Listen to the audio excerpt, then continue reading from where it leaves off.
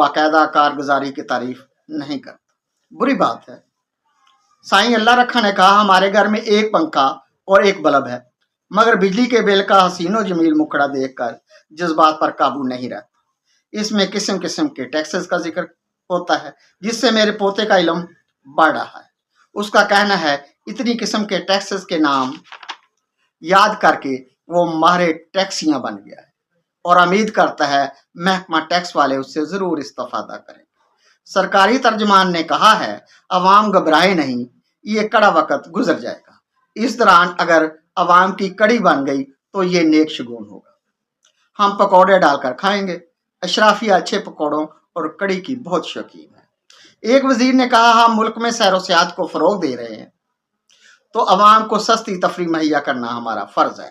اسی لیے آپ کسی بھی پارک میں جائیں، آپ کو سائیکل سٹینڈ پر 30 روپے ادا کرنا